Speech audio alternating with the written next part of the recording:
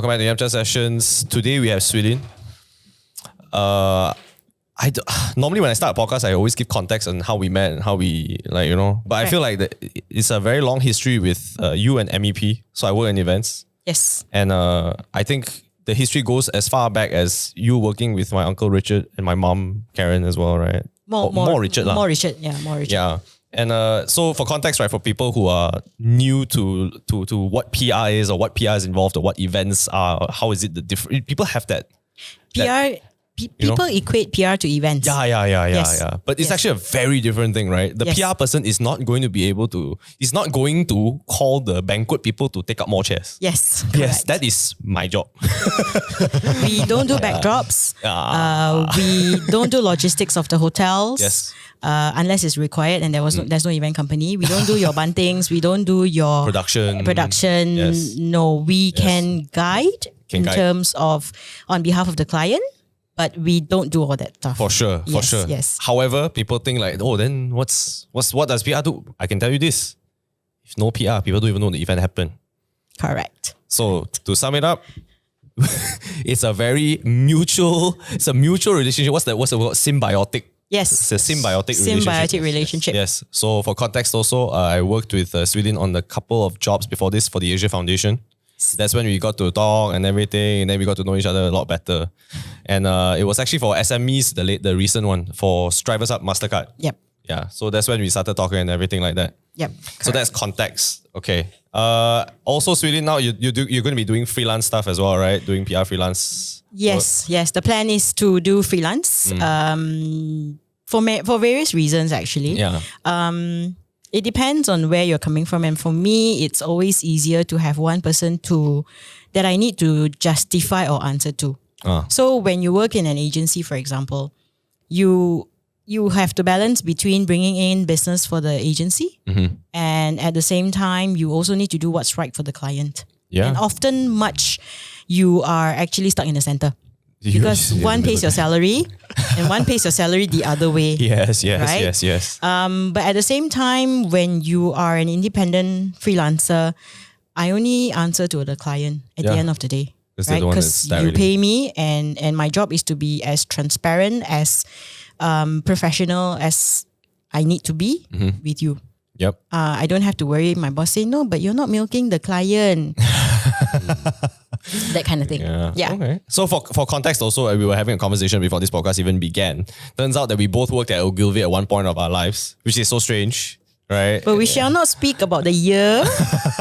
And that will give away a lot. Yes. But maybe we can dial it back, right? So, we always start this podcast like the person's origin story. So, like you watch a superhero movie, you know how that fella became Spider-Man and all that, right? But did you always know that you wanted to go into PR? I think a lot of people don't even know what PR is. Yes, Swee Lyn, explain to me, because I am the guy who in this podcast who will ask you what everyone else is thinking. The person with zero context one. What is PR? Okay. So I will sum it up in the most simplest way I possibly can. Okay. So in the most direct manner is when you have a story to tell, right? Whether it's for the sake of your stakeholders or for consumers at the end of the day to know who you are, what you do, what you can offer as a company and a product, right? And you want to talk to the media. That is PR in the simplest form of way. But there are many ways to get that done. Definitely. Okay. Plenty. So a lot of I had this issue and because my Hokkien isn't great, when my family members in Penang asked me, so what do you do in Hokkien? And I can't even explain that. So what I would do is I would open the papers and I will pick up a story, which is like a lifestyle story not the news part Then I'll say, okay, so you see this story, somebody has to know about this, right? Then somebody has to tell the media like, hey, there's this story, you want to cover or not? That is how I explain it to them. And that's the simplest way to do it basically. So that's what PR is generally Okay. Yeah, but there's a lot of layers of Plenty. it. There's a lot of layers of it. It can be also about an event, just like you mentioned, right? It can be also things like what we call thought leadership. Sometimes it's what we do for the client. It doesn't necessarily mean it has to be out in the media. Yeah. It can be, okay, so when we used to do thought leadership back in the day without social media, was we would get some clients to, if they're very strong personalities and people know about them, what we do is we write bylines for them. Bylines. Yeah, so it's like, okay, let me give you an example. Let's say Jonathan wants to, you are a CEO of a company Okay. and you want to talk about your product, right? And you are more or less quite a guru in your industry lah, right? But then you cannot forever, pay media to do your advertising stuff, to do your advertorials and stuff like that. So sometimes what we do is media do get interested in it. It also depends on the profile of the person. And so what, I'll give you an example. So back in the day, I used to do work for a telco company. I won't say who. Wow. And what we did was the CEO of the company is actually quite a marketing guru himself. Okay. Right? So when he talks, people listen. The industry listens. So he really has a certain caliber and credibility. And so what we do is we go to him and say, hey, trends moving forward for telco. What do we want to talk about? What do you foresee that will happen? And that's what It's like market prediction in some way. Yeah, in some way lah, So, and because he's a marketing guru, the media already know who he is. So sometimes we write the stories for him. And of course, it's based on his feedback. We kind of interview him and we get it written and we write them. So yes, in PR, your English needs to be good lah.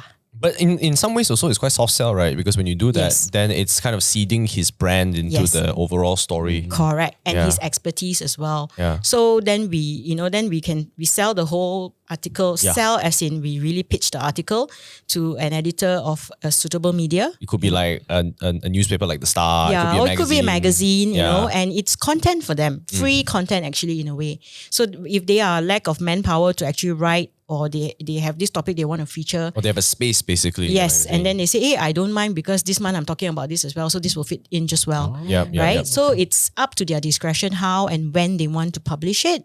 But as long as they publish it, my job is done lah. Yeah. Basically. Well, obviously, like Interesting. when it comes to very time sensitive events like the one that we just had, it's minister involved. They really want it out, that type of thing. So it's dependent. It's dependent. So Yeah. like for in that case, that one we do it right after the event itself. I don't know how you do this, man. You It's push just- it, you push the stories out. And I was quite proud of our little achievement actually. Yeah. Do you actually chase them? You have to chase them. Like, hey, when are you posting? When are you posting? Or you just you monitor lah, No, right? we monitor. We cannot chase them because you have to understand, right? As much as we are, people say, you're PR, you sure can get the media to cover. That's really not the point. I think a few people need to be very cognizant of the fact that there are a few reasons. Okay, number one, we have no control over what they published, how they published When it, they they publish especially. If you pay money, it's a different matter altogether, yeah? The other thing is whether it's newsworthy or not enough for them, whether it applies to the general public or to an ecosystem that is trending.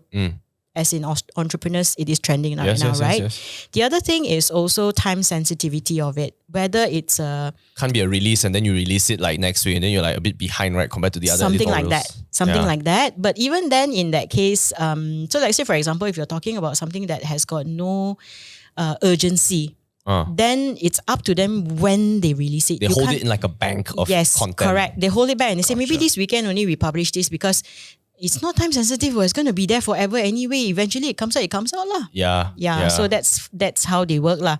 So people must be very clear that we do not control the media. We do not pay the media to publish things. It's all earned coverage. And Yeah. it of course depends on these factors as well. It has to be newsworthy lah. Yeah lah, At the yeah end lah. of the day, right? I mean, media also has their own credibility. They need to sell ad space. Correct. They Yeah. need to survive too. Nobody lives on fresh air and sunshine. Yeah. Right? Yeah. That's true. Correct. So that's a lot of misconception about PR out there, which I feel as well. You know why or not? Because, right? Okay, so for context, I give you a bit of story. Yeah. When I was younger, I didn't know what I wanted to do. I just knew that I had a good design sense and I knew I was good with people. So my dad was like, you should go into advertising.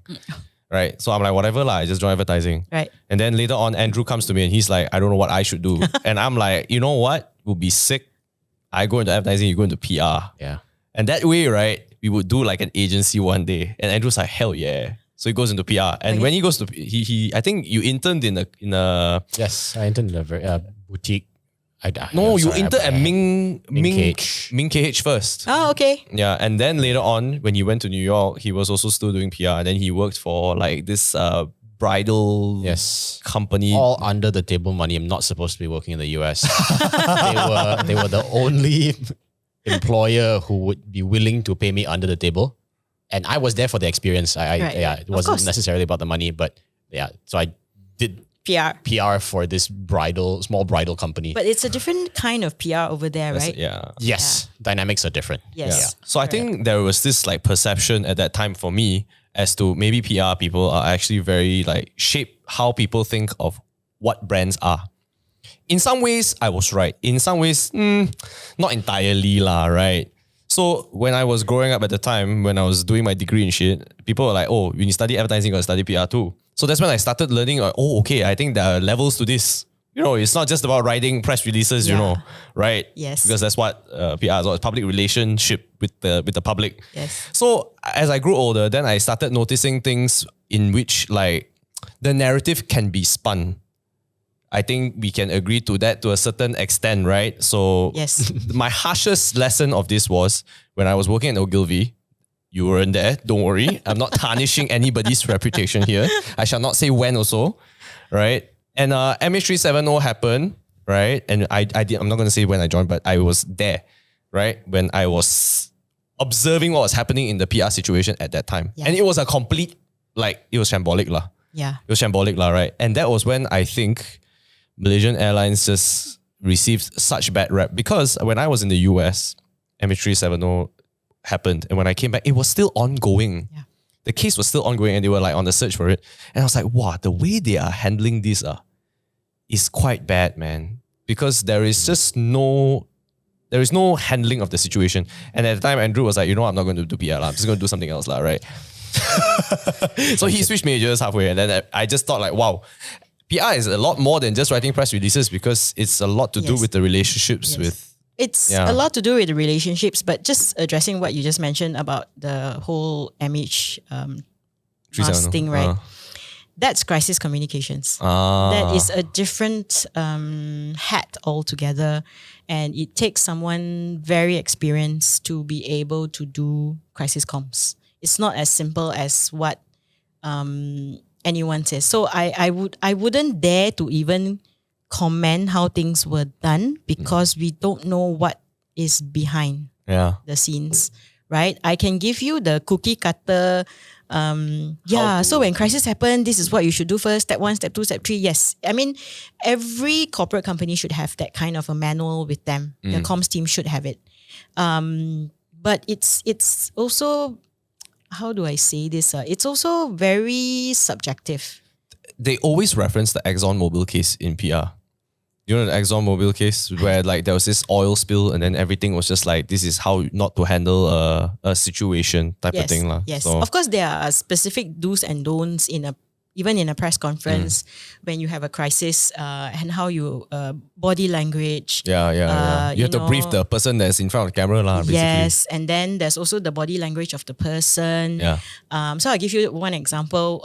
One of my ex-colleagues used to do, and she said, so she didn't realize the comms team wasn't cognizant of what, not to say what wasn't happening. So she had a dry eyes because of contact lens. Oh, sure. And this was a crisis, by the way, a crisis comms. So she was standing there behind all the panels and she was going this. Oh, no. So she looked like she was rolling her eyeballs when the press conference was going. And she was like, look straight. Do not do that. Do not do that because everything is recorded on camera. Yeah, so when she was rolling her eyes, it looks like she didn't care lah. Yeah. Or she was as if like she was mocking it. lah. Yes, Oh, yes. But it was no. actually, in essence, something else altogether. So she said, no, my contact lens was dry, so I was trying to do something about it. Oh wow, I so didn't even she was know you could do that. Yeah, so sometimes you don't realize it, right? So that's what a PR consultant should be doing. They are there to make sure that our clients don't do things like that. It's not that they don't know. I think when you are in front of the microphone, when you're in front of all the flashes at you, The cameras. it can get very intimidating, especially if you don't have don't have any experience dealing with it. Yeah. Right? Yeah. Yes, we have ways of dealing with it. And that's why, we always feel that anybody who wants to address the media or meet the media, they need to have some form of a training, Yeah. what we call spokesperson training or media training. You need to understand the media is there to not... They want a story, actually, I feel sometimes. they're just doing their job. Yeah. Right? They want a story because that is their job. They go back, they have no story, editors are going to screw them. Right? Then why did I send you for the event for? We come back with nothing, right? They just want their story. They really just want their story. We are very fortunate in Malaysia, and I used to tell my overseas clients this. We are fortunate Malaysian media are not aggressive media. They just want their story. It's true. They just want their story. It's true. So give them their story. Compared to the UK and America, Americans will rip you apart. Yes. yeah, they are dissecting the Yes. little things you do. Let's not go that far. I also believe Singaporean media can be a lot more Is it? aggressive than the Malaysian media. Malaysian media chill, man. They just want good food at a buffet, man, actually. I'm not gonna lie, man. A lot of times they're like, food okay only, free It gift. stems from the kiasunas, ma. I think that's the foundation of it all. That's why they they need to one up each other. So they're really like going into the nitty gritty, right? So they can squeeze that extra. So that my story juice. looks different. So if I give you an example, if you have this X event and everybody is caring about this X event, then why would you want to read my paper if 10,000 Everybody's papers are saying the reading the same same thing? So they wanted that little side scoop that makes my story look a little bit different. So you have to understand, they're not there to make you look bad. They're not there to intimidate you. They're not there to... There's no to screw vengeance you. lah, Yeah, right? yeah, They yeah. just want their story. So give them their story. It's as simple as that. You know, every time people say these type of things, Malaysian people, it's a good thing. I'm like, wow, born in the right place, right time, man. I always think that, I'm like, wow, born in the right place at the right time, man. Yeah. I want to dial it back a little bit because I'm sure everybody who is in PR Yep. never at one point in their childhood went, I want to do PR one day. Correct? Yes. Unless their brother told you to do it. Unless their brother told you to do it. And even that... Why did you question him? I was too stupid. I was on autopilot, Swee Lyn. So for me, I didn't think of it as well. I just thought like, if I were to work with my brother, I trust him and we would start an agency together, it would be sick. So I was like short-sighted, but like, okay, as long as we work together, not that bad. No lah, but there is a vision at least lah. Yeah. I put thought into it. I just want to point that out. Okay? But when you were younger, I'm sure you didn't want to go into PR or you didn't even know about PR, right? And based on our previous conversations, you said you were an audio engineer at one point. Yeah. So maybe we go to that first, right? Like, how did you go from like, oh, I finished SPM, I think I want to do audio engineering. Okay, so my dad worked in RTM. Oh, shoot. Okay. So he was in what we call the outside broadcast. So when you go any live shows, you see the RTM van, right? And my father worked in one of those vans. He was a technician, I believe. So yeah. So I used to follow him to work.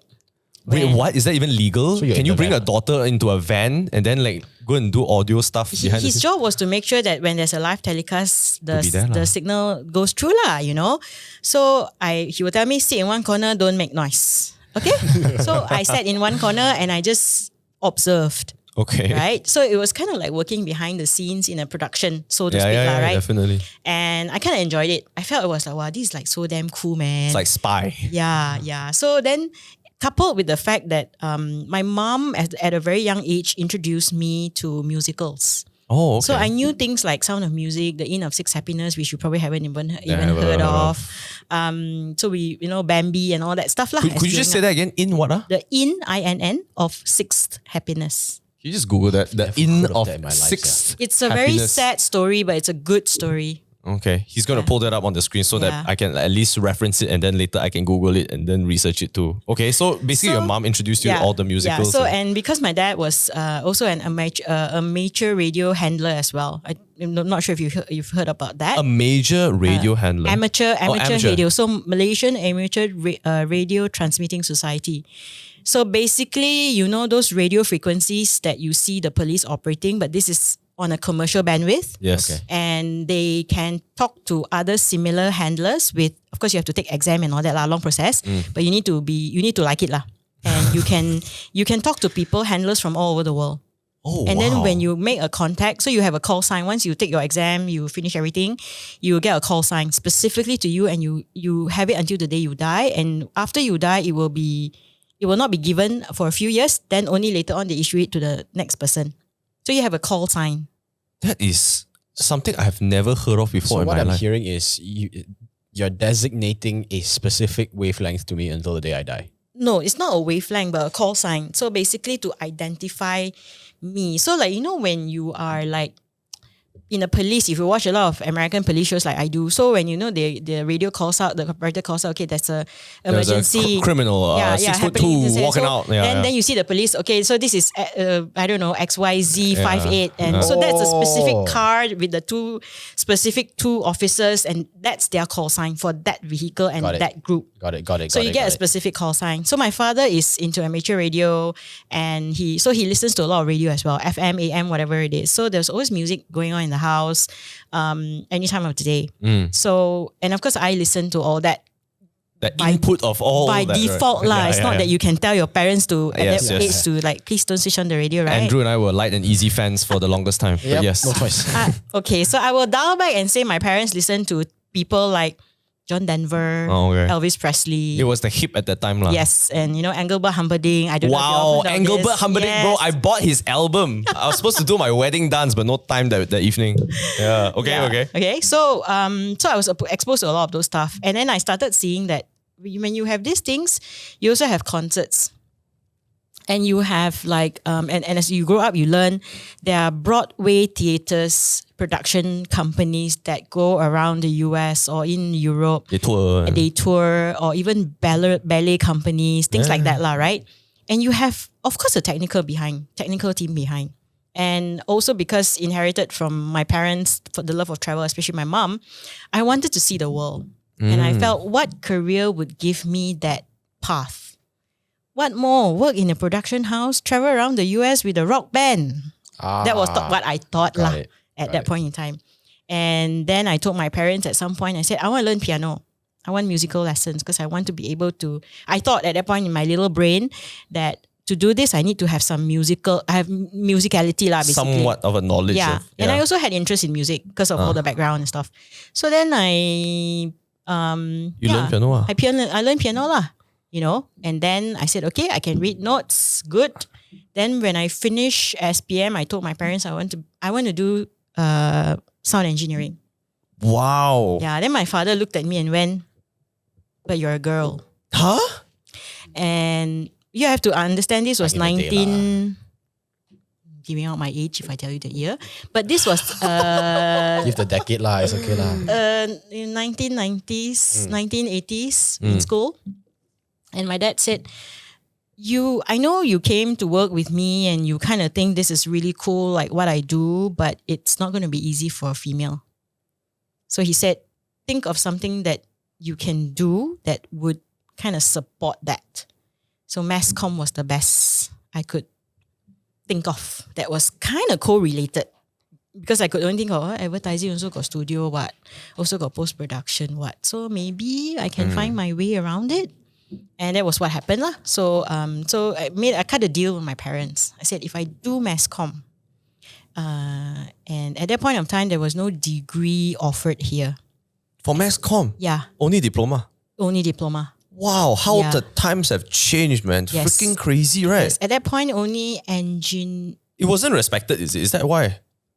I don't know, but maybe that point, tertiary education wasn't that developed yet. If you Oh, want to maybe get so. a degree, you kind of have to go overseas. Actually, yeah, even I think at that time in Malaysia, it was more apprenticeship than anything. Like if you Yes. wanted to learn something, you have to go under a sifu or a... Something like that. Yeah, there was no yeah. degree yet at that point That's in time. true. There was degrees, maybe ADP degrees. You still have to do like 1 year overseas, Yeah lor. something like that lah. I cannot remember already. And so like I said, my father worked in RTM, government servant. Mom is a homemaker. We certainly don't have that kind of money, and I'm second. So my brother is older, and my brother got to go overseas. And my father really nicely said to me, "It's not that I don't want to send you, but I just can't afford it. I can only afford to send one child, and you are child number 2." So I said, "Okay, never mind. We shall worry about that later." So then I took mass comm, finished, and I graduate during recession.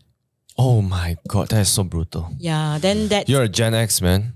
yes. That is so brutal. Gen X has got it hard, man. So I mean, I think you kind of make do with what you have lah. Sometimes you can't just sit yeah. there and say, You can't be self-pity. yes, and then, correct. You just have to find a way, right? So I knew that whatever it is, I need to find a way, come up with something, get a job lah, Yeah. whatever it is. So I was quite fortunate in a sense that my dad said, okay, go ask your brother. Your brother in the US now.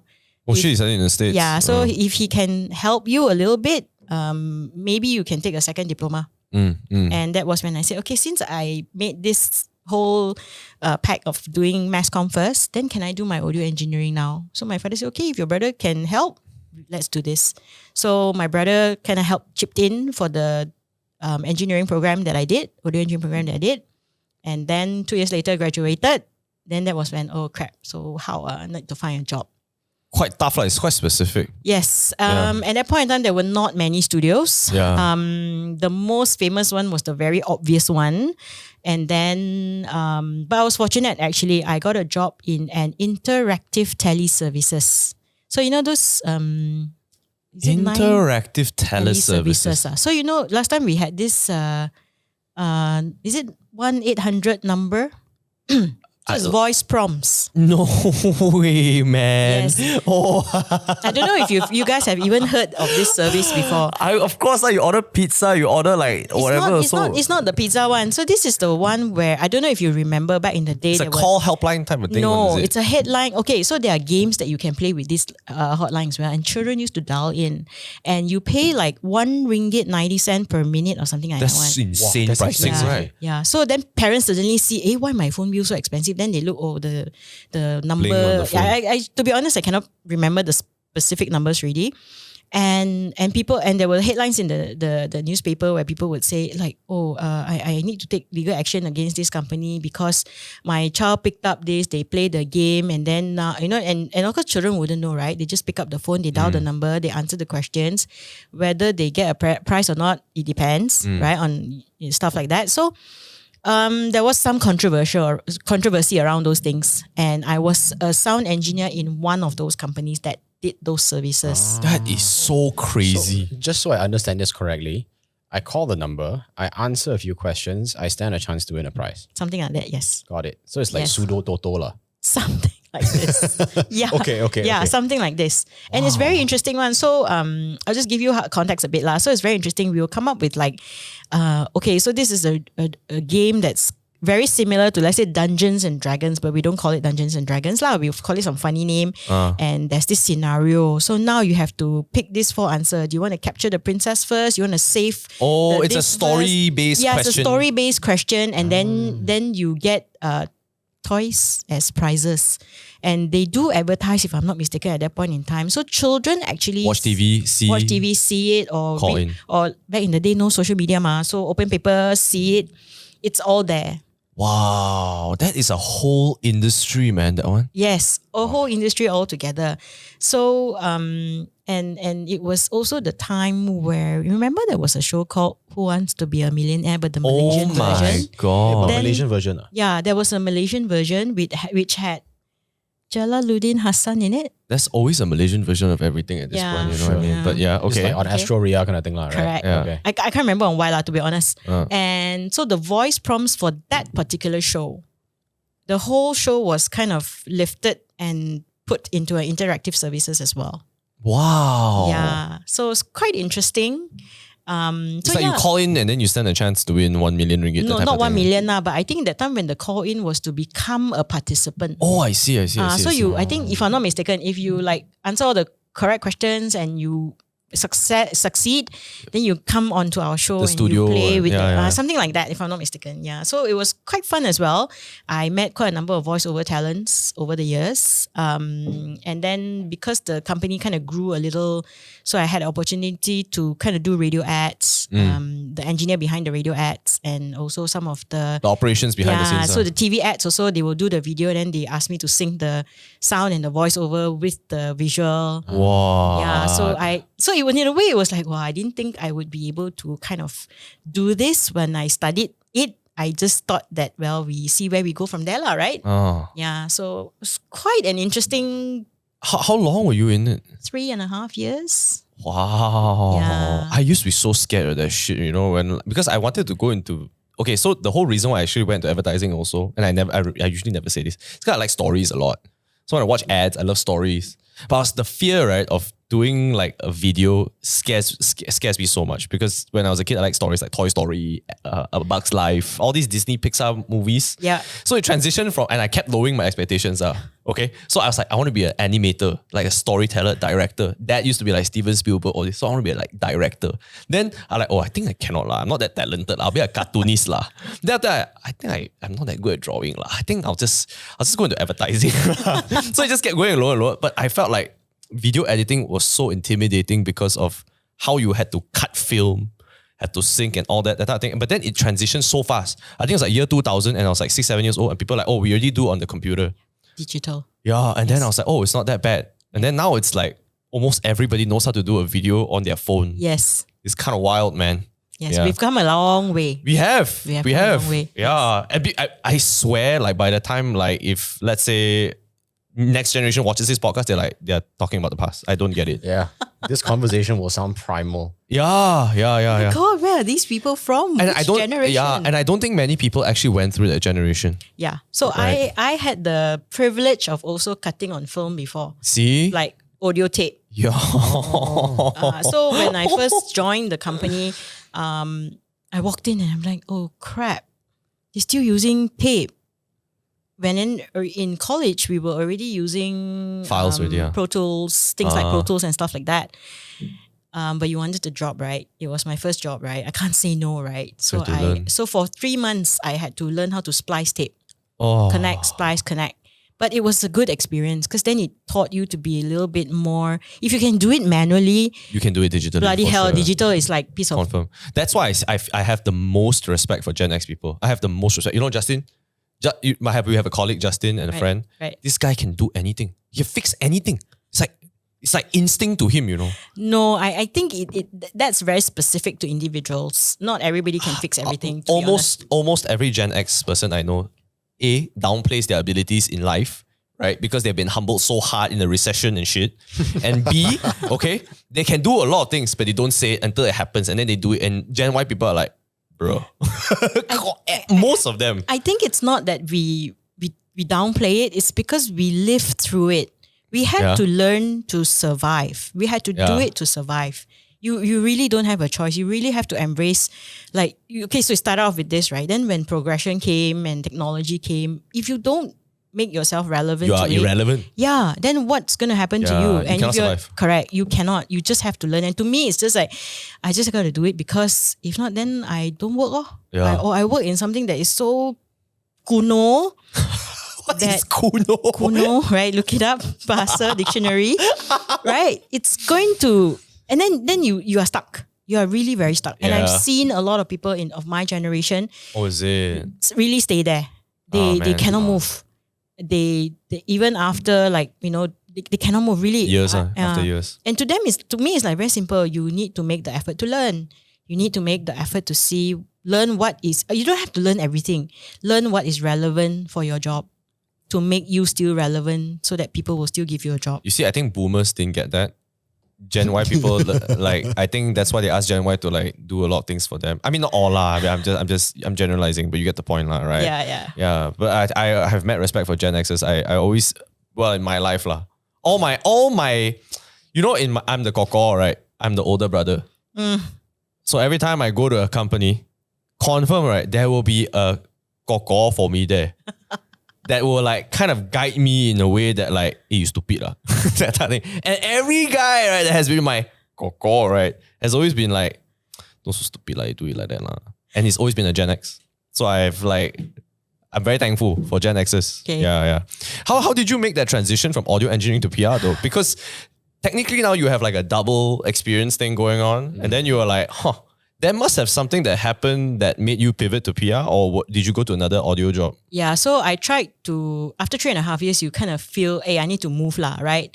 I tried going for interviews. The first question I got from all the interviewers from the studios were, you do know that, you'll be working odd hours, so that won't be a problem for you, right? I'm Because you're a girl. yeah, I'm like, dude, I got a car. I mean, I had a beat up I drove my dad's car lah, so beat up car, which is fine, The car is right?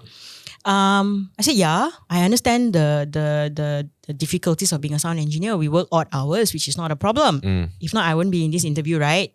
So I got quite tired of it. That's one. Number two, at that point, maybe I wasn't foresighted enough in any way.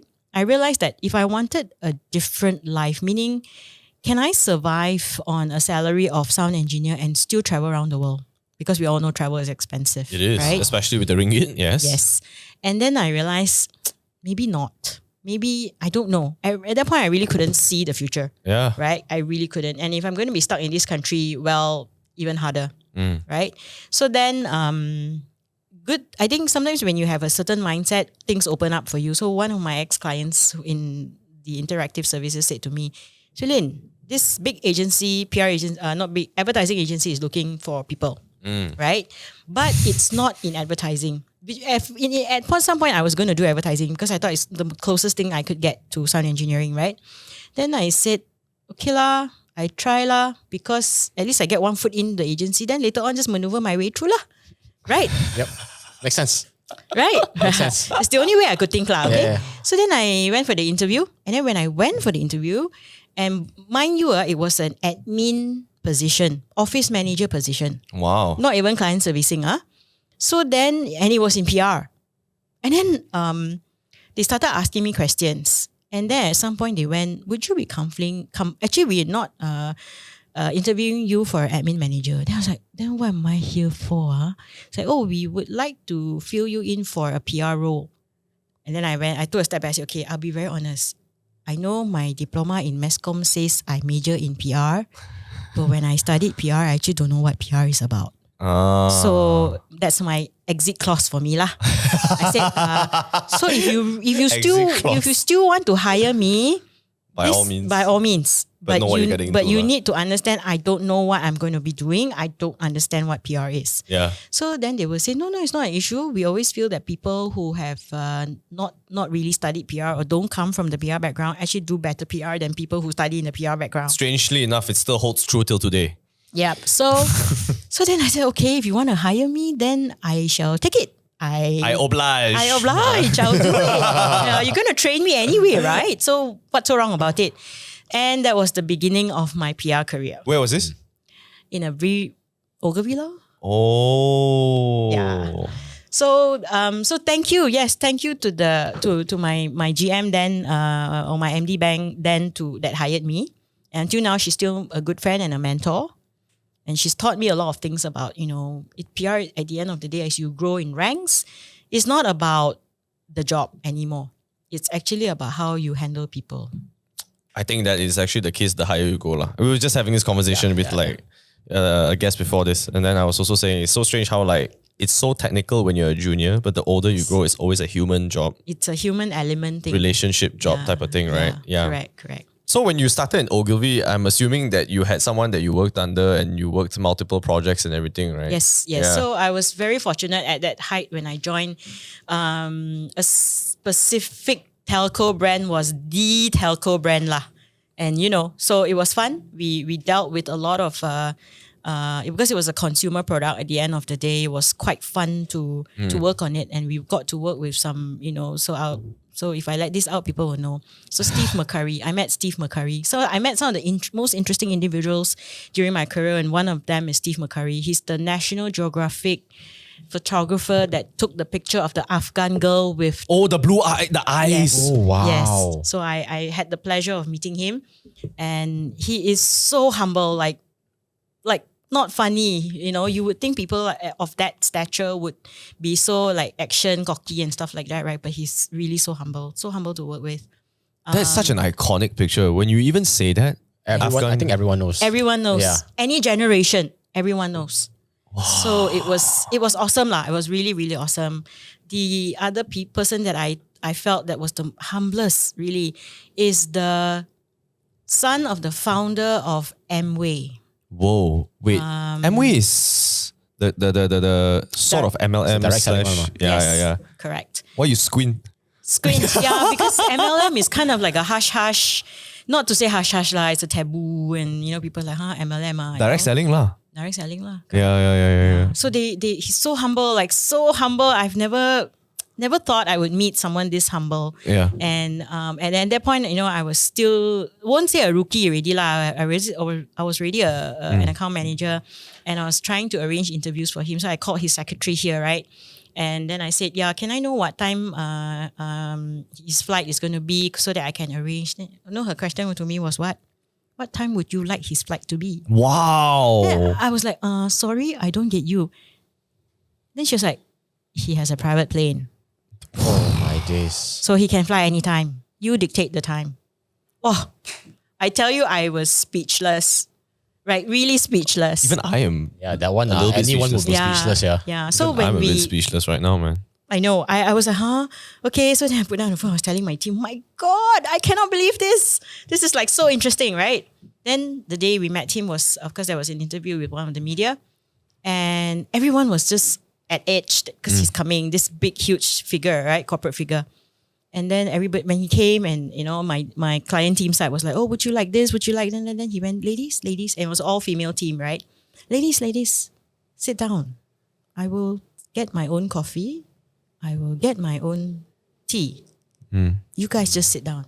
And we were all like, No, like, because we are, I think I had this conversation with Dad just the other day about how, so at the TAF event, I'm not shitting on the media, I'm not shitting on the PR people, I'm not shitting on ministers and everything. Yeah. I just feel, personally, I feel that we kind of see ministers as a form of like celebrity.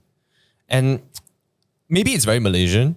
We see almost every figure as very celebrity-like, and we worship them at that certain level. put them on a pedestal. Yeah. And to me, when I joined advertising, I never really experienced that because like I think I went for a couple of voiceovers with a couple of people that like they were famous voice actors. I can't remember his name, but I remember like I was like, wow, quite nice, quite interesting. And then people used to like, wow, dude, that guy is this, that. And then when I go to events, right, that's when it really hit me hard. Because when you see someone famous, right, and then everybody is just like vying for their attention, media is just all hype, and like, wow, it's just a lot. Like. I just don't understand it when this happens. And then now when they're humble, you're like, wow, actually, quite crazy, you're humble. It's a reverse. It's like, it's a compliment to them now. It's actually our nature, but we still compliment because the guy is humble. Because So Malaysians have this mentality, right? So people of a certain stature, and also when you are quite low lah, white person, right? Wow, they worship the ground they walk on. Yes, in my entire career, I've met people who they can be arrogant. There are a number of them as well. I'm not saying they are not as well. They are lah. They are, right? There are some that you really have to know, the kind of coffee they drink, you also need to know. The brand you also must know. Percent of coffee to milk, like wow, lao. Correct. So I've also experienced those people. But I think the people that makes the most impactful for me would be the ones that are like this. They are huge. They don't need to throw their weight around, and they don't. Yeah. And I always also used to take this in from my mentor is like when I was a rookie, right, and I was forced to go and talk to my MD who's a white guy, you'll be shitting bricks lah, like how? Like how do I talk to him? So the one thing she said to me was, Swee Lyn, they're still humans at the end of the day. Why are you afraid of them? So I learned those mentalities from them. So now when you talk to a certain CEO, you always tell yourself, he's just another CEO. He's just another human being. Why are you afraid of them, right? So and then as you grow older, you kind of gotten used to it lah. So you don't feel so intimidated anymore. Definitely don't feel so intimidated. Wait, okay, so how long were you at Ogil before then? Oh God. Wow, you say like I think 2 years? 2.5, 3 years, something like that. Okay. And then I jumped onto the client side. Oh, okay. I went to client side. I went to an oil and gas company. Oh, you did internal? Yeah, internal comms. So corporate comms. Okay. Very, very mundane to some extent, but not to say not stressful as well, because you deal with financial announcements every quarter. You've got internal comms, meaning you have to address employees. How do you talk to employees? You've got your newsletters to do. Then you also got your own PR to do for the business. So it's a slightly different ball game altogether when you are internal doing corporate comms versus being in an agency. What was the day-to-day very different compared to an agency? Because I think I would imagine agency work to be very like I need to shift my priorities and attention spans to different industries, different media outlets and everything, right? And yes, when you are in-house, you deal with one industry and technically you have one client, which is your MD or Yeah, lor. the company lah, right? So then you talk about a single industry, but it gives you depth, meaning you then understand lor. the industry a lot better. compared to you. Touch. So I always feel that in an agency, you're kind of jack of all trades, but You're not a master master any. of none. Yeah. But when you go into comms, internal comms, You have to go corporate comms, deep. you have to understand the business. You really have to go down to the ground, which I had the opportunity to meet every single VP of every single business unit and understand what they do, What their whether, perspectives are. technically, what they do, how they do it. And then it's for us to then sit back and go like, okay, so how do we talk to our stakeholders about this? Because some of our products may not be as clear cut as I'm selling a shoe, I'm selling, oil and gas has got very big spectrums, and one spectrum which we all don't realize is, and this is a bit technical. So polyolefins and polypropylenes, you probably not heard of it. It's resins. It's a byproduct from petroleum. Like resin, like resin? Yes, correct. So it's they- like plastic, Yes. like meltable plastic. Yes, Plastic correct. So your bottles, your surgical equipment, Yeah. your Even plastic containers, Yeah, like your plastic bags Yeah. are all made from some form of polyolefins and polypropylenes. Yes, they mold it. Correct. Yeah. But you see, if a normal stakeholder, someone who buys your shares, for example, I just look at you, this company name, but I don't know what you do. Then how you gonna educate your stakeholders about what kind of shares are you buying? So then we had to be creative in coming up with stories that would highlight us indirectly. Wow. Oh, very interesting. Yeah. So I learned all these things from how to do PR from a different angle in that sense lah. And of course, when you are working in-house, you will do CSR programs as well. Definitely. So they can alleviate your tax at the end of the year. Yeah. That's what a lot of big companies, that's the only reason why they do it actually. And then, so I got into, what were we doing? We were doing conservation work for dugong, which is the sea cow. Yes, because it's oil and gas, so you got to have that right perspective that you are saving the ocean and Yes. Yeah, so it's interesting. So I that was my first taste of doing CSR programs.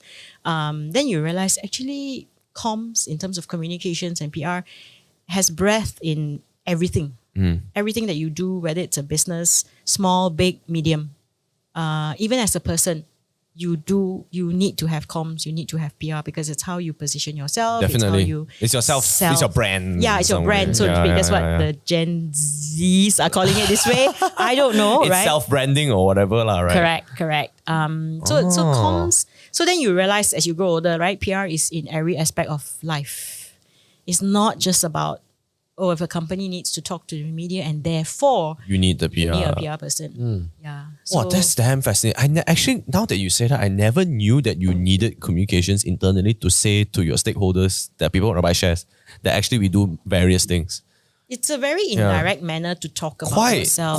yeah. So imagine you're a public listed company and you have this you're a brand that It encompasses many things lah, right? Yeah. So your product cannot be really seen by the end audience, Yeah. for example. So it becomes very difficult to understand. So what share am I buying? Who are you? What do you do? Why and Why and all that. So in order for people to maybe buy your shares or to invest in you, they need to also know what you do. I could just don't blindly buy a share and don't know what I bought for, right? Yeah. So you need comms for that as well. That's crazy. I didn't even think about it. That's insane, man. So like I said, PR is it's a very It is. it's It is. everything. It's in quite- everything that we do. We Yeah. breathe, we eat. Yeah. So just like how, FMCG companies, you need to get the word out there, what you sell, right? Definitely. It's everything. It's All these, you know, right? When you're a kid, you never think of these things. no. Clearly. Because when you're a kid, you just think like doctor, lawyer, accountant as a Chinese person or an Indian Yes, person, right? correct. The holy trinity of secure jobs, lah. The right? innocence of a child sometimes is very interesting, Yeah. but as you grow older, you lose that innocence. That's also very It's quite sad, lah. dangerous and sad. Yes. Because it's irreversible. Yes. You can't go backwards. You can only go forwards, Yeah, unfortunately. Correct. Yeah. Correct. Yeah. But sometimes and the thing is for communication people like us also, sometimes it need not be complicated. It just needs to be straight to the point. Which is the hardest thing to do after a long time because you've known so much, but Yes. in order to simplify, it's so difficult. Yes. Yes. Yeah. So my personal, and I can't speak on behalf of anyone, when you want to say something, how best to say it in the simplest of English, and please don't get me started.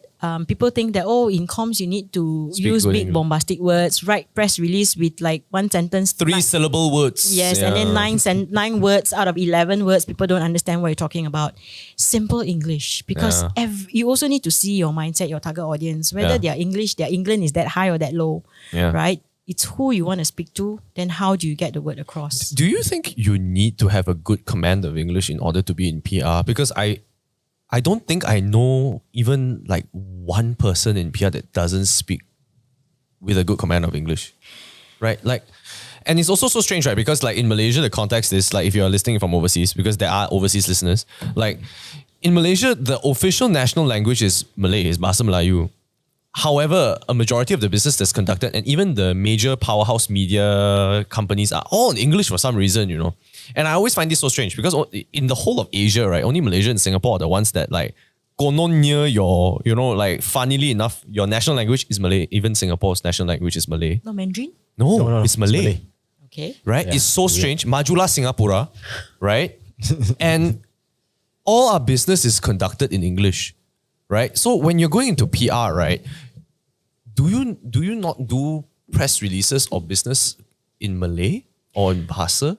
Okay, so there's no one cookie cutter answer to this. And I will say this. I will tell my clients this. It depends on your target audience. If your target audience is mainly Malay, for example, then you need to have your press releases translated. And generally we will have an English press release. We'll start off with English. It always is the English first lah. Yes, because most of us are, sorry, like I'm banana. I will admit to it. You're not banana. You stop. You know what's banana? This side of the table is banana. Please. You're not invited to this, Swee Lyn. Yeah, I'm sorry. Unfortunately, you don't qualify. So, Yeah. so I don't write. I don't read. I mean, at least I can write my own name lah. Full stop. Mandarin, right? So I will start with English because the mindset we've been educated through school system, whatever not. I started off in English, so I write it in English, and we have it translated to both Bahasa and in Chinese. And of course, it depends on the nature of business, many aspects, right? Whether it's meant for the Chinese community, Malay community, then you translate it So accordingly. sad how there's no Tamil and Indian community involved in this. Because there's also not many Indian publications anymore, to be honest. There are, but they are more skewed towards their own community stuff, and that's what we have seen over the years lah. And actually, I think a lot of Indians now just use English. Yes, I find. yes, all Yeah. Bahasa. Yeah. Right. So it's very much, but everybody thinks in English, and because also agencies, English is kind of like the medium lah. I know. You cannot run. I mean, it's the business language. You reach out to the rest of the world in English, right? So it has to stem from something, which Yeah. is English. But when it comes to those government-related projects, I think that's when you need Yes. to be conduct. It needs to be conducted yeah. in Malay lah, right? It needs to be conducted in Malay. So of course you would, well, not many, and I could be wrong, would start off writing the release in Malay unless it comes from the client side, and the client side is very well versed in Malay. But usually the agencies would do it in English. Even our recent job, we involved the young YB Nancy Shukri. It was in English. It's so like it's so weird how like it's shaped that way, and like as a kid, right? You know, as a kid, right? I always looked up to America. I'm like, wow, I wish I was born in America lah. That's the Yeah. I want to have a red wagon that can pull around. I want to have Dennis fall. Dominis. Yeah, I want to have fall. I want to have winter. I want to go to the beach in summer. But unfortunately, it's summer the whole year, and the only beach you're going to is Cherating, right? Which is not bad. I mean, it's considered bad. pretty It's good. not Like you get to go on Yeah. holiday lah, right? But basically, I have always idolized America in some way. But then, like when I come, maybe in the 90s lah, right? Things were still in Malay, at least for our generation. So when we were in primary school, the subjects were all in Malay. Correct me if I'm wrong. Yes. Right? So science and mathematics and Yes, all that, right? correct. So when we went to high school, my year was the first year they transitioned from Malay to English, or you have the option to answer in both, which is ridiculous also lah. Okay, whatever. It's confusing. It's very confusing because at that time it was a mess. So anyway, that's when I thought like, wow, we're really going somewhere. We're really like changing, you know. And then they reverted back lah. Oh, yes. Specialty lah, guys. Let's not commit to a decision. Yeah, but I always felt like we were at this strange place in the world where like for some reason we speak English, and the rest of the Asian countries don't. I was just speaking to my Thai client, and it's so strong, the Thai accent. Not that I have anything wrong with it. I respect it, but I find us the only region in the whole of Asia that speaks so well. Even Hong Kong, you can kind of tell the guys from Hong Kong. Yes. We don't have a specific accent. It's quite so to British. speak. The nearest is I mean, apart from the fact that some people do use Manglish, Ah. but if we speak proper English, we don't really have a very thick accent of like, you know, the bahas. It's not thick lah, but it exists. It lah, exists, right? Like yeah. if you went to Europe and you overheard a Singaporean speaking You make it perfect, turn and go perfect like, English, not Singlish, but Yeah, perfect yeah. English, you would still know a Singaporean. Yes, So the correct. accent exists, it's just not very thick. Yes, correct. Yeah, Agree, unless they were agree. to switch it on and then like use a different type of accent. But yeah, Yeah. you can identify. So the accents actually, so we strange. are very unique in that sense. We are so- we are still very multicultural. We respect, you know, every language that is the majority lah. Yeah. That is, and we make sure that if the stakeholders are all three, then we do all three. I see. But going to your question, whether you need to know your English or not, I think let's put it this way: in the age of AI, you are fortunate to have AI to be able to correct it for you before anything goes to the client. But I think at the end of the day, you still need to have that basic. Is it because you have to be somewhat presentable when you do speak? I don't know. You can correct me if I'm wrong. I find that when you speak English proper English in front of a client, there's a lot more trustworthiness compared to what, right? Yeah, yeah. Especially, Again, whether we like it or not, lack of a better word here, it's called, I would say, optics. So when you carry yourself, Ironically, it's got optics, not heurics. But yeah.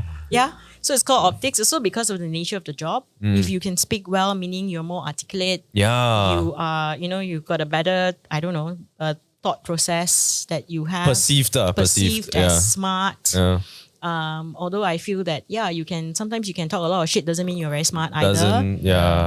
It depends like when people start working with you, then they'll know whether this person is full of shit or Got substance or no substance? yes, correct. Yes. You know, like the You're salesy type of guy, or or whether you know people will say, this guy can gong only lah, you know, that kind of thing lah. But funny enough, even though we know this for a fact because we've gone through presumably very harsh experiences in life lah, right? Yep.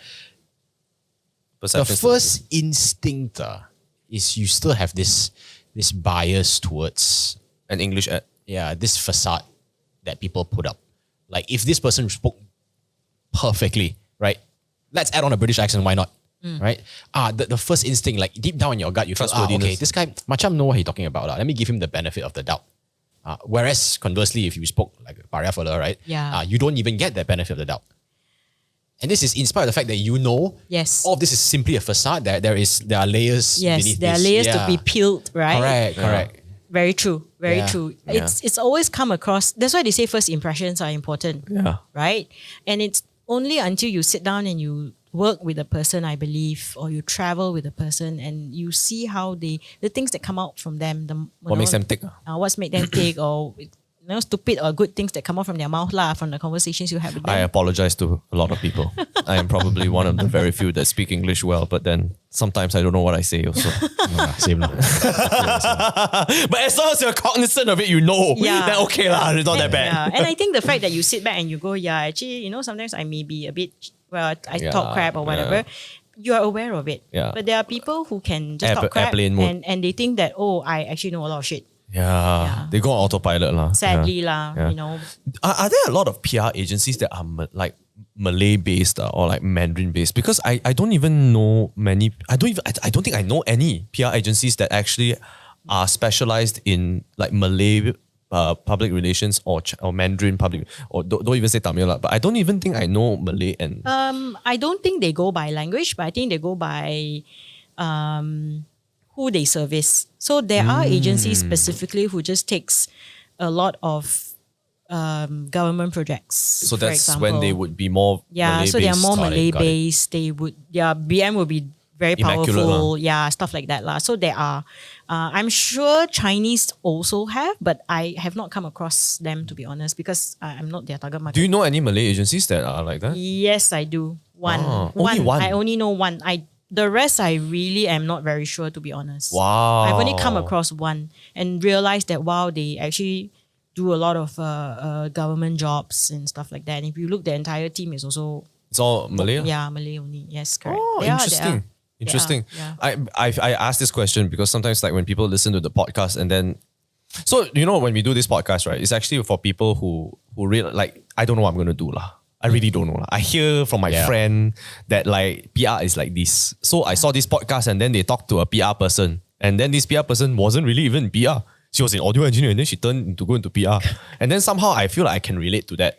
Yes. So this podcast serves as sort of like a guide for people when they're lost. So when they go through different people's lives, right, they like realize, oh, actually a lot of people don't really know how they got there. Actually, true. And Yeah. people of this generation, I would feel they are very lucky because they have podcasts the like you information. guys. And because of internet and social media, they have access to all this. They know what to expect. Yes, they there's point of views from people in the industries. Back then, it was just like And That's the one. radio lah. radio, and also how deep my parents' pockets are. Yeah. Right, so I'm also limited by that at the Yeah. end of the day, and then we like okay lah, try lah. If you can give me this, then I just take what I can lah. Yeah. And I run with it lah. And after running with it 20 over years, I'm still doing PR. I don't know why, but but I have to say yes. To be fair to anyone who wants to do PR or anyone who wants to do anything in life, nothing is easy. Nothing is easy. Yeah. You have to put in the work. Everybody has every career has its ups and downs also, Correct. lah, right? But I won't say there's no benefits to it lah. So like what I can draw from this is I realized this when after doing PR and I think one of the questions someone has asked me before, why are you still doing this? When at one point I was quite jaded. I was like, do I want to do PR anymore? But my answer now would be, I don't think I will do PR until the day I die, which means it will not be my full-time thing lah until the day I die. But I will do it if I see or hear a compelling story that needs to be told.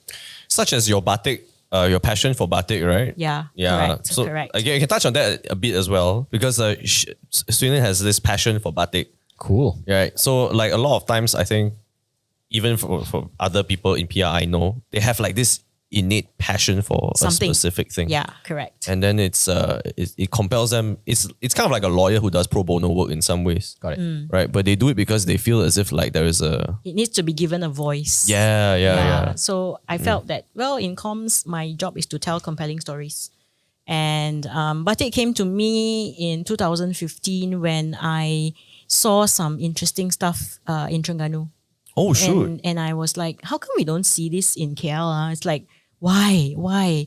So when I spoke to one of the designers there and she eventually became a good friend, just like, I don't have the time. I need to sort out my tukang, the artisans who are doing it. I need to help them, maybe help them with seed money to do this, to do that. And then I have 2 shops to run. So whatever designs you see only in my shop, I don't, and at that point, online selling wasn't a big thing yet. And also probably they didn't have access to much technology to teach them how to, do online selling. So which was when I realized, I said, yeah, this is very interesting because your designs are really nice and they're not like fugly. So Is that the benchmark? Yes. wait. Oh, so maybe I dial it back a little bit also. What possessed you to go to Terengganu? 1, and number 2, which batik lady is this? So you can shout her out on the podcast also lah. So why Terengganu? Okay, so this was 2015, I think. And someone came to me, Swee Lyn, have you been to the East Coast? Sadly, no. Sadly, me also. Oh, really? Okay. I'm not that bad. No, East Coast, she means East Coast of Peninsula ma, hence Yes. Terengganu. Yours Yes. is East Malaysia.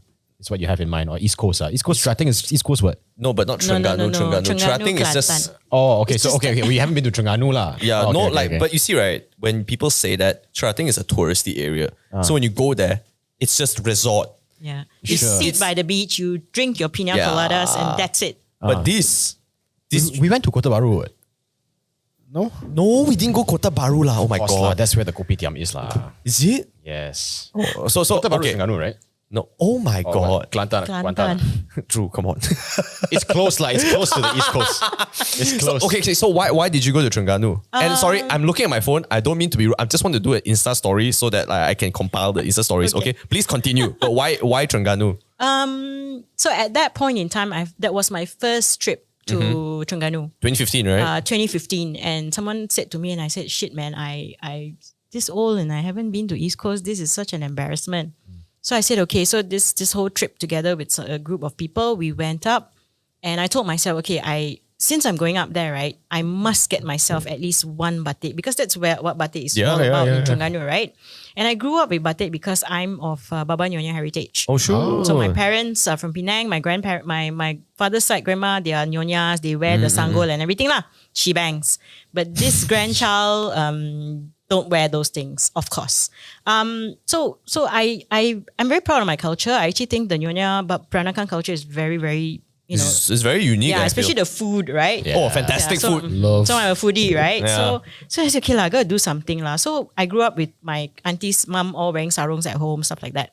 And I always felt that I can never afford a batik because the perception was batik is expensive, like super expensive, and I will never be able to afford it, kind of thing lah. Growing up, so when I went for this trip and I said, okay, I need to get one piece of batik, and I will tell you this. And again, batik is a personal preference. Some may like the noisy type. Some may Simple, not, right? Some, yeah. So I went there and I went to some of the commercial areas. I couldn't find something I like. And eventually I forced myself to buy one piece. And even then, I'm not very happy with it. And I think I paid close to about 180 ringgit for like a 4 meters or 2 meters. I can't remember. It was ugly. It was something that I said, okay, I can just say I bought it, but what am I going to do with it? Definitely not something I'm going to wear on myself. Right? Then, so then this tour guide that we were working with kind of said, oh, don't worry, I'm going to take you to my this lady I know, her batik will be very nice, da, da, da, da. So we went to her house. Then we started pulling out her batik. We're like, oh my God, shit. And I said, Kakak, how come I've never seen this type of batik before in the market and all that? And of course, just like I told you just now, she doesn't have the time, etc., etc. lah. And that was when I went, you know what? People in KL needs to see this. And by sheer... I don't know. When you have this mindset, suddenly the right people come into your lives kind of thing. And I just started saying, okay, you know what? I'm going to take some of your stuff and I'm going to show people in KL and see what they think about it. You had a couple of celebrities as well put it on and then take photo, if I'm not mistaken. In one of the Not so much celebrities. They were customers that I met duration when I was doing the batik thing. And I always tell my customers, when you do something different with it, I want to tell people that there are many ways to wear batik. It doesn't have to be your typical sarong or a baju, a traditional costume. It can be turned into a dress, a wedding cheongsam, for example. And I had a client who actually wrapped it around a corset, which is the picture I sent you. Yes. And it was awesome when I saw that. I was like, shit, can I share this? Because I want to teach people how to use batik in a different context, right? And it shouldn't die a natural death, right? And because there's no demand for it, much demand for it from that end, the artisans who are doing it are not seeing the value of doing it anymore. And of course, the next generation then comes in and says, I don't want to do this because it's a lot of hard work.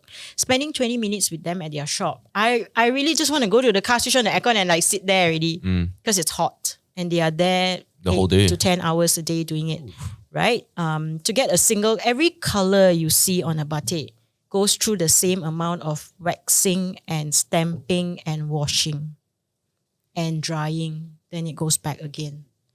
So it's layers, right? Yeah. So in essence, it takes about 3 to 5 days to do a piece of batik. Wow. So it's a lot of hard work. And I don't like the fact that Malaysians don't appreciate it or don't even know what batik is, as I mentioned to you before. Yes. They don't actually understand. There's a definition for it. Oh, really? Yeah, there's a definition for it. So I was telling Jonathan, when you look at a certain design and I ask you which is batik, and so clearly you will see the traditional kind of prints. Then you say, oh, that's batik. Let me send it to Nick. Then That's what I know lah. Yeah, and then suddenly you see some like modern design, right? And then you say, no, this is not batik. But then I said, batik is not defined by a design or a pattern. That's true. It's how you get design onto a cloth. That is batik. Yes. It's technique. It's technique. I see. Stamping, Got it. drawing. Got it. So it's how you get pattern onto a cloth. That's batik. It's that specific process. process Yes. of getting design onto Yes, cloth. in essence. I WhatsApp to you. Got it. Try to Right? open it up. Yeah, so I forwarded the two images to Nick so that he can put them on the screen. But I also want to touch on this because so I've been shitting on Malaysian tourism for the longest time, almost a yeah. decade. Yep. Yeah. And when you look at other countries, which is so sad, right? Because you have your own culture, you have your own food here. Arguably, I think our food is a lot more diverse also. Agreed. Right? Like if you go to Japan, after 3 days, you're like, actually, low-key, I don't mind having Chinese food right now. Yes. I don't mind a nasi lemak or Yeah. a curry puff. That's Malaysia is in essence. You see, okay, so you see, look at this. So- This is also batik, you see? Yeah. So when I show this to people, they'll say, this is not batik. Yeah, Then I it's say, just a okay, so pattern. what defines batik for you? Oh, it has to have that, kepala and the echo and next all one, that. you go next picture, Nick. You see, you would assume that this is batik, right? Immediately you look at this and you say, okay, Yeah. batik. But then when you look at this, you say, this is not batik. Yeah. Because that one look like my high school teacher's baju kurung mah. Yes. Right? That's what people Yes, think mah. correct. Yeah. So actually both lah. Both are batik. Because it's drawn. Yeah. It's a technique. This one, no, this is actually stamping. Oh, stamping. Sorry. It's also stamping. Yeah. So can you imagine It's how technique lah, basically. It's technique. Yeah. It's technique. And when you spend time doing this with the tukang, you go to their shops or their what they call work areas, workshops. It's not a fun process because everything they need to do batik these days, they have to import. Huh? Yes. The cloth. We don't make our own cloth? we don't make our own cotton. That is... They buy everything. This is from them, because I asked them. So the wood that even burns the furnace to keep the wax hot is also a certain kind of wood that they need to buy. Wow. The dye also comes from countries like China, Russia, stuff like that. Wait, how did we in the past do batik? I really don't know. I haven't gotten back to that part of. That's so hard, man, like that. Like, So no wonder the everything's- cost is so expensive. Yes, so that's why we asked them. I asked them, what's your plight? What's difficult for you? What's the most difficult thing for you? And they said everything is expensive because the US dollar hasn't been very friendly to us for many years, Yeah. right? And everything is sold in US dollar. Wow. Yeah. So that and then and because it's become so tedious to do it, the younger generations have just opted to, I don't want to do this lah. I go do something else. Yeah. So It's then sad, man. so the 3 to 7 or 3 to 5 artists that I met, they were already in their 50s. Oh, And this was 2015. do they have a store? Shout out. I don't have a store per name at the top of my head right now. You can give me the link if you can find I'll give it. you the link. I put in description. So go to Pasar Payang. Okay. There are a lot of batik vendors there. So people who in KL, if you're ever in Kuala Terengganu, please support them. Pasar Payang, Payang. Correct. Can you just Google that real quick? Yeah. Support. Yeah. Yeah. So I'm going to go back to the tourism aspect of this, right? Because I think Tourism Malaysia can do a lot better. Because when you look at how a lot of people who travel nowadays, can you go images real quick? Pasar Payang. Is this the place? There's a new market Just now, search Terengganu. which I haven't been. Kuala Terengganu. Yeah, and baru because recently they were all moved to a new place. So I'm not sure if that is the new one. The top left, Pasar Payang Baharu di Jangka, Yeah. that one. Yeah, Oh. yeah. So this is where you would go to get your local goodies. Yes. This is the colourful one indoors, right? Where the roof is... Oh, no, that's not the one. That is in Kelantan, if Yeah, I'm yeah, not yeah, mistaken. Yeah. Oh, I gotta go, man. I spoke to a couple of my friends. So that's the old one. I think that's the old one. Is that the one you went to? This was the old one. Dude, I'm not gonna lie, it looks damn Yeah. hot. Yeah, it is. Damn hot, man.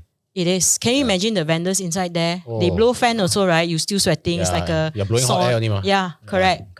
You know, air conditioning exists, right? This It's a very old building. That's why they've moved them to a new place. Oh, and I with air haven't. conditioning. Yeah, I don't know whether it's air conditioned, the new one. I've not been there since the new one opened. I should go for like a couple of days just to go and have a 2 road days, trip. 1 night is more than enough. I can build your itinerary for you. Oh, you can give me a couple places to makan. I'm already Yes. happy with you. Yes. Yeah. Yes. So Food. to go back to the tourism aspect of it, like it's so strange because I always say this story on the podcast, and I'm sorry I'm saying this again, but I need to reiterate this. You know, right? Back in America in 2013, I met this Swedish girl. And this Swedish girl, she asked me, where are you from? And she told me she's from Sweden. So I'm like, oh, cool, Zlatan Ibrahimovic. She's like, wow, you know Zlatan Ibrahimovic? Who doesn't know, bro? Who doesn't? Then I'm like, yeah, Sweden has got a good football team. I know IKEA. Oh, nice, whatever, lah, right? Then she was like, where are you from? From Malaysia. You know what she says? She's like, MH370. no, Drew, stop. This haven't happened yet. Oh, haven't happened yet. Sorry. You know what she says? She's like, you're from Malaysia? Malaysia, truly Asia. She sings the jingle, you know. Yeah. So for me, that's the one thing that even many of us, like when you say Malaysia, that comes to mind first. So the campaign was really So good. so good, very awesomely successful. Yeah. But then further down the road, I really don't know what happened. what lah. happened? I don't know, bro. What happened? And you know what's sadder? If you look at how a lot of us now, right? Because some of us, we're very fortunate to get to go travel. You see a lot of people going to Japan, like me, go take wedding picture there, wear like what nice kimono, whatever. You see people go Korea, wear hanbok. You never see people come to Malaysia, wear batik and take photo at Central Market type thing. Why? Like, dude, this is like the reverse only. You go to Japan, you go take picture kimono in Asakusa, whatever lah, right? You go Hanbok, go Korea, you go take photo in front of some kind of temple, whatever, right? Shrine, whatever. Why can't you do it here? I don't understand. Even Indonesia, I reckon they don't even market that hard enough. But then Indonesian batik actually does a lot better than Malaysian batik. I will tell you, 8 out of 10 individuals who know about batik in general, a lot of them prefer Indonesian batik. Oh, that's so tragic. Like you just shot down my itinerary to Terengganu. We must just go to Indonesia now, Swee Lyn. Go to Jakarta lah. Let's go lah. For some reason, Indonesia promotes their batik a lot better than our country, to be honest. So, like for example, if I'm not mistaken, the government agencies at a certain day they wear batik. Oh, this is the same as this Batik Fridays, right? Yes, In KL? but the kind of batik you see some of the organizations wear, oh my god, they are hideous. I'm so sorry. I know it's a creatives or batiks designs are very subjective to an individual. But it's your preference, you just prefer. Yeah. You don't prefer it, huh? Yeah, they are very hideous and it doesn't reflect the beauty that our local batik has. Have you heard of Captain Batik by any chance? Sounds familiar, but Yeah. Yeah, I love Captain Batik's designs. Okay, and I'm not saying this because like I want a sponsor or whatever. I wore their shit beforehand, and I remember they even did slippers with batik like pattern. I'm like, wow, damn dope, man. Yeah. But it's just that I felt like after a while, I like, wow, it's actually maybe it's not my look lah.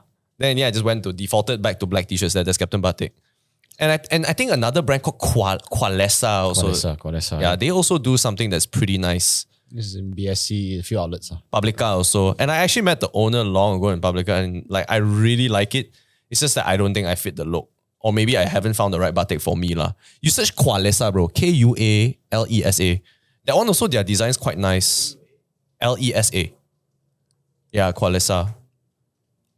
They also have a form of more casual. There you go. But this one is not like what you mentioned lah, maybe. But it's in spirit lah, I guess. In spirit. so by looking at it, right, I can't tell whether it's genuine batik or not. I know some of my friends call me a batik snob. Okay, so and thanks to people in Terengganu who have taught me to look at how can you tell whether it's an authentic batik or it's printed batik, right? So just like how you have a shirt that's like colorful and designed, then when you turn behind it, you can see there's a positive and a negative, just like a film, right? A batik piece. Won't have that. Well, you can wear both sides. You can't tell the difference where's the front and where's the back. Wow. A very well-made batik. So I'm a batik snob that way. So when you come and tell me batik, I will say lah first. And then I'll tell you, this is not batik. This is printed batik. There's a difference. My Captain Batik is printed batik lah. I have a Captain Batik shirt at home. I know what it looks like inside out lah. It's like white color. It's white lah. Yes. It's white lah. So again, they are playing on the fact that people are not educated, to know that. You remind me so much of this, of the photographer that I did my wedding photos in Japan. And she's so snobby about kimonos as well. I feel like you two would hit it off. Her name is Stasia. She's a great photographer. And she's like, when you take photos with her, maybe it's an idea for you, I don't know. Yeah. So Stasia, she used to be a street photographer. Right. And Jen and I stumbled upon her in 2018. And we thought like, wow, her photos are so beautiful, man. And she started this company called Inkimono. So it's Familiar. INKIMONO. Right. So she started street photography and then she just developed this passion for kimonos because her husband is Japanese. Right. And the mom said, I want to give you my kimono.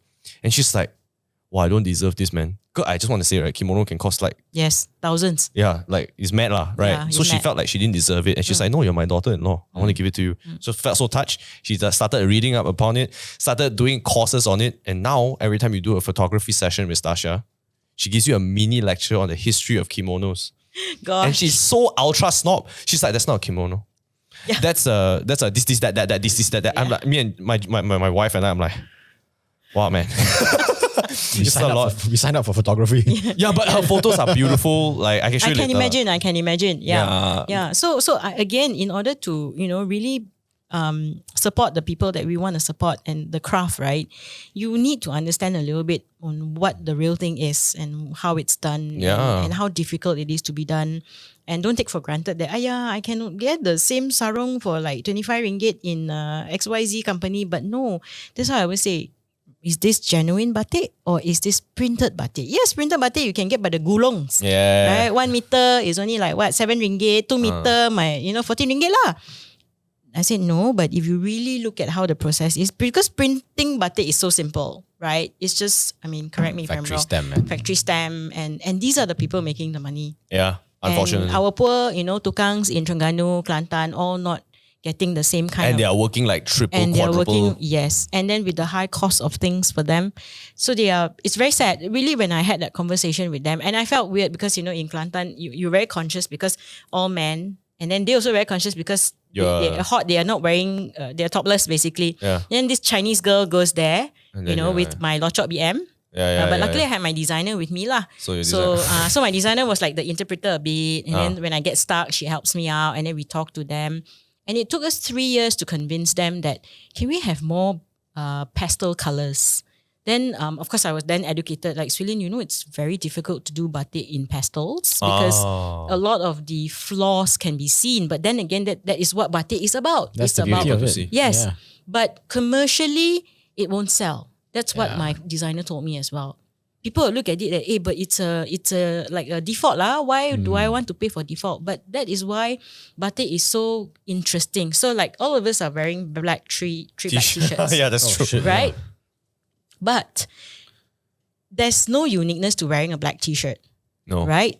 But a batik of a single pattern cut from a different piece of cloth Will have a very will be very different. Yeah, and yeah, it's yeah. unique in its own way. So if you own a piece of batik, you can say that the next person who probably buys the similar design will be a different will be design. a different design. It's the NFT of this country. correct. NFT of Terengganu, Yeah. one of one. Correct. But I think it's not just what we go through. Like so when I was speaking to Stasia about the kimono stuff as well, she also felt that sense of frustration because if you go to very, very commercialized places in Japan, they would put on like those polyester things Yeah. and they would go around, take photos, and that's all they need, right? They just Yes. need a quick buck. Aesthetics. Yeah. And that's also a testament to capitalism in a way that is bang for your buck lah. Correct. And people don't need to know, which is so sad lah. Okay, I'm not discounting the fact that it's sad lah. To, right? to It some is what extent, it I is. can understand. Not all of us have the same budget, right? Not all of us can afford what we want to afford. Mm-hmm. And of course, some of us compromise in between. I think it's fine compromising because I also don't believe in if you cannot afford it, you cannot afford it. Full stop. Yeah. But you will be able to afford it someday, right? You're not going to be stagnant there for the rest of your life. You earn 1,000, you can't earn 1,000 for 10 years, Yeah lah. right? So eventually, as you grow, you will reach your goal, whatever it is. But I think it's also important for us to understand that we're not trying to be snobbish, but we're trying to It's an appreciation of an the arts, man. appreciation also to keep it alive. Yeah. Because if there's no demand for it, then my dies. tukangs are already saying, why would I want to do this when, I'm not getting the sales I need? I can make like, in a month, I can make, let's say for 100 pieces, I can make. But then I'm not selling fast enough to cover my costs, for example. Hey, people need to live too, right? Yep. So I think what I want to be able to share is that, when you think, we are all very proud to be Malaysians. Trust me, at some point there's an innate thing that as fire. how we condemn, our country in any ways or manner, right? Deep down, you love it. Deep down, we are actually very patriotic one, right? So for me, it's like, why not find something that is close to your heart and work for it, or push for it, or talk about it, Makes or sense. give it a voice. Shoot, man. That's how I see it as, a Malaysian. I think it comes with age also. After a while, right? When you're young, you are like value hunter, value seeker. Yeah, because your preference is also very different, right? And also because of, I think the internet and social media plays a very important role as well. Trends of overseas comes here and people say, oh, I want to be seen trendy, so I follow what's over there. Then as you grow older, then you realize, actually my roots are very important. My heritage is very It is important. as beautiful, if not more also. Am I proud of it or am I not proud of it? Then you sit down and you go, if we don't think about this, or we don't do something about it, then, 20 years down the road when I'm no longer here, this is something that's no longer going to be around. And that's quite sad because batik is quite essential to us in every form of manner in our race, any race in Malaysia. There is some form of batik. India has its own batik, to be honest. China has its own batik as well. And because we are Malaysian, right, we are kind of united from the fact that, hey, we come from a country which is multiracial, lots of, amalgamate of like mixtures of different types of different types of people, food. And growing up, I never saw my friends as Malay, Chinese, Indian. You just saw as friends. My friends. Yeah. And we can speak, we can communicate. Your English may not be great, but you and I can speak Bahasa, right? So we talk in Bahasa. There are instances where, my teacher has seen two Chinese talking Bahasa and then she looked at us, what's wrong with you guys? And we were like, Chinese ad? Not Chinese ad? Cannot speak Chinese, cannot speak Oh my God, you're right. Holy shit, that's happened to me. Only bananas will experience lah. Yahweh. Yeah. So essentially that national pride comes back. And when I travel overseas or when I meet overseas friends and here, I'm very happy to show them what we have here. It used to be a very frustrating thing for me, but I think the older I grow, you kind of see it as a quite core memory when you look at it, right? Like it's very unique to you, man. Yes. You're very unique. We are very fortunate in every aspect, to be honest. You go overseas, you travel, then you say you come back. Yes, well, I think sometimes when you start off traveling, you always feel the grass is always greener on the other side. But then when you speak to a local, you take the effort to speak to a local, understand their plights and their tribulations over there as well, you realize that everywhere is the same. Yeah. Yeah, but what we have here A is different pain or a different... similar actually, to be honest. We complain about service sucks here. At some point, service sucks too in that country. It just depends on whether you are fortunate enough or unfortunate enough to experience it. Yeah. So in that sense, I think, again, it's also age lah. You kind of realize that there's just so much I can do here now and for your own country. For my own country. There's also and also I always felt that as a communicator, right? I've always wanted to at some point give back to the community that I live in, but I didn't know what I wanted to do until I found this, and I realized that hey, with my experience and the knowledge that I carry now, it's the little stories that I tell people. So yeah, you want to call me a batik snob, so be it lah, It's okay, man. We're all snob in different ways, man. Correct, but then I teach you something so that you then teach somebody something as well at the end of the day. That's true. Yeah, so that's why I felt that, okay, so as part of this whole communication realm, has to be for something. Definitely. Right? And not only that, I think if you have the ability and the strength in it, you might as well try to help what your local man is. Correct. To promote also. And I'll be honest, I don't sit on mountains of money. Some people, philanthropy, I can give money here, I say I cannot, I don't have that kind of money to give to people, but I can give my service. I can, so when it comes to arts, even music and stuff like that, I don't mind. I mean, someone comes to me and says, Swee Lyn, we need to sell tickets for the musical that I'm putting up. Would you be able to help us connect with the media? I would do it. Actually, I wanted to ask about your media thing, but I'm so scared we're short on time because Nick has a dinner to attend to. Can I just ask one more question? Then if you don't mind. Okay. I know that your relationship with the media is something that's prized I feel like in a PR person, because no matter where you go, you carry those same connections, right? Maybe you want to elaborate on like how important it is and how we think that is something that we don't really think about like, actually when clients come to you, because they're like, hey, can you just invite media? But I don't think they know because we talked about this right before. Yes. Maybe you want to elaborate on that. Okay, so I think I'll put out the clauses first. A lot of people think that, oh, you invite media, so you come, I pay you, you definitely can do this. Now, I think people need to understand in PR, right? I may be the closest friends to the editor. I can talk to him about it. I can pitch the story to him. Essentially, the decision is his.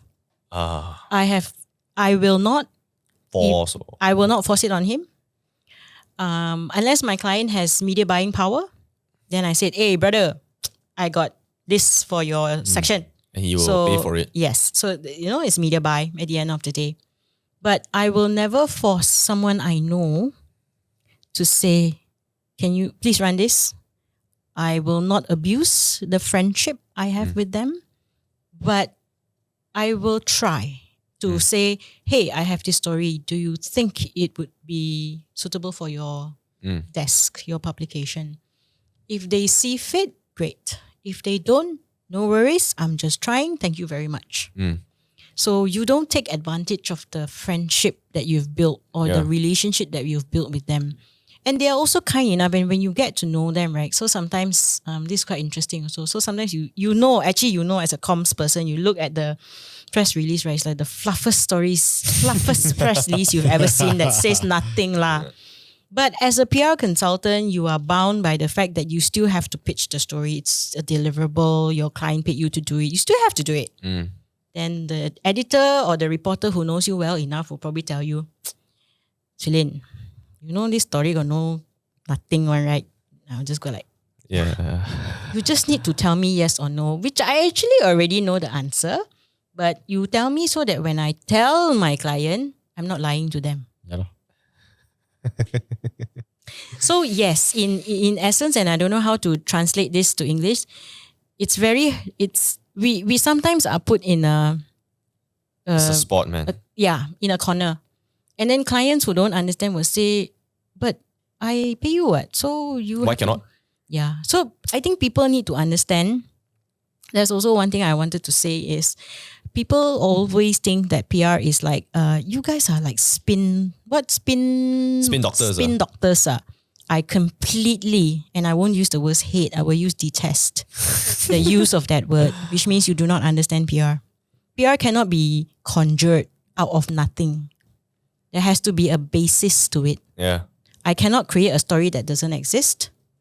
I will not lie to your target audience. Yeah, this jeopardizes your long-term relationship in any way. People will find out. And when you lie, you have to tell 10 lies to cover one lie. It's not worth it. Right? And then in the end, ultimately, it's going to look like shit. So exactly. Exactly. So please, clients out there, people who want to do PR, you need to have a story. And the best way to find for your PR consultant to have a story, this is the answer I will give. Your PR consultant will only be as good as the client. And this means you have to bear your bones to your PR consultant. That's why you sign an NDA. I need to understand your business challenges. Then you can fully maximize it, right? Yes, then I can fully. Also, is for us to, and I cannot explain this, right? When someone say, "How do you know that this can come?" I can tell you based on the years of experience of reading the papers, the kinds of stories that comes out. I will look at it and say, "Hey, this is something that is being said but not being fully explored." If you can fully explore this and go deeper, there is a story behind it. So then work with your comms person or whoever that is to find that story. Do you think it's a trust thing? I think it's a trust thing also. It's also a trust thing. Yeah, I always feel that it's like. So it's not about agency you engage. It's about that individual that you engage with as well. And I always believe in being very upfront, even if it has to be brutal, to the client and say, hey, there's no story here. You are kind of fluffing it up. Because I will ask you questions. As the media person, I will say, where's this? What do you mean by this when you say this? Why do you say it this way? So no matter how you, jin lei jin hey, right? It's not going to...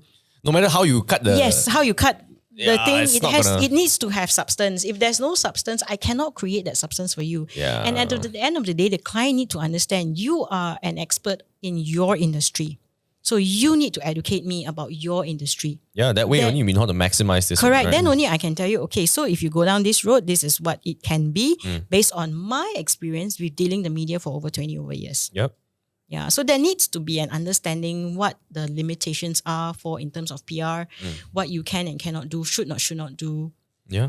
But answering your question, I will never exploit my friendship with the media I've known for many years and say you need to do this story for me. No. It's very simple. I try. Yeah. No. That's all. If you feel that there's a story, great. But if you feel you want to take a different angle, tell me how we can work this. I go back to my client and we will work it out for you. Yeah. We'll shape it. Yes. Yeah. Yes. Swee Lyn was saying how she wants to do like a form of a podcast with media people to kind of like sit down and Oh, that would be sick. Yeah. Talk about media. Yeah. How do you approach media? Because I've also experienced a lot of spokesperson and I know this is a bit sad. So I've always prepped my spokesperson and stuff like that. I was saying, no, I don't have to worry. But then when you put me in front of I also have the same kind of nervousness, right? It's only human. Yes, correct. So I think for us to say, yeah, they're not there to get you, they're not there to They're not here make to whack look you bad or- or whack yeah. you. They just want your story, right? So maybe perhaps by listening to what the media can tell you and say, hey, what is you it? hear from their perspective. Yeah, lah, their basically. perspective, then maybe it gives people some form of comfort to say that, hey, I have a story to tell, I have a compelling story to tell. Will you at least hear me out? Yeah. right? I think all these things only happen when you are aware of that person's perspective. Yes, These type of things, it's always working based on assumptions. correct. And then everybody's just like doing this like Spider-Man meme pointing like, yes, aren't you supposed to do that? And Correct. then like, I pay you, why cannot? And then the media is Yes. like, you don't really pay me. No. Yeah. So I think like the conversation is what kind of moves the needle lah. Otherwise, right, everybody's just like playing guessing game in the Yeah, middle of the night. exactly. lah. Yeah. Correct. Yeah. True. We don't have much time last week. I'm so sorry lah. Okay. okay. The conversation before this was far more interesting. So I'll take it as what it may be lah, right? But maybe last words of advice for people who want to go to PR. Last words. I mean, you can come for part two lah. You can come and talk again lah. It's not like it's the end of the world. Yeah, lah, that's right? true. That's true. Yeah. Always happy to be back if you guys welcome me back. Yeah. Always welcome. Yeah. I think for someone new, fresh grad, don't understand what it is. I think wherever you land yourself in an agency first. Big, small, doesn't matter. Do the groundwork first. And agency is really baptism by fire. Baptism by fire. Yeah. Good Lord. Yeah, correct. Be willing to put in the hours at least in the first 3 to 5 years of your life, because that's where you will learn the experience. And then the more you learn, the more scenarios you have, the more you're able to consult your clients. Definitely, And yeah. that's where you bring value to the table as well. Yeah. So don't limit yourself. Take whatever comes. Right? Because So every tough. agency is like is Different type of pain. different type of pain. Correct. You got it right. Yeah. Different type of pain. I'm not saying that it's not fruitful. It's not going to be enjoyable. Maybe when you get to work with interesting brands, you know how they work. Then be open to learn everything and anything. Don't be afraid. You know what helps? I sorry to cut you off, but you know what helps? No, Different type of pain, but if you work with people you like, not so bad. true. And Generally especially true. when you have mentors who are willing Yeah. to, when you are at a stage where you don't know what to do, they're willing to guide you. They're willing to give you, direction. Yes, very important is to have someone that can mentor you, Yeah. give you the advice.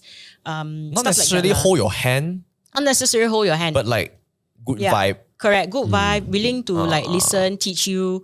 And there are. I mean, I was fortunate to have a number of mentors that I really, at some point, sometimes I just pick up the phone and say, okay, I actually don't really know about how, right? Because It's still- it depends, because even I may have 20 over years of experience, but there are some areas in PR that I haven't really explored or haven't had the opportunity to explore, right? So you need those kind of, the what I call the sifus of den, right? They are all like Yeah. somehow retired or whatever it is, and have a conversation with them. They'll probably be able to kind of take an experience that they have gone through and somehow mirror it. lah. Yes. Yeah. Yes. All right. Correct.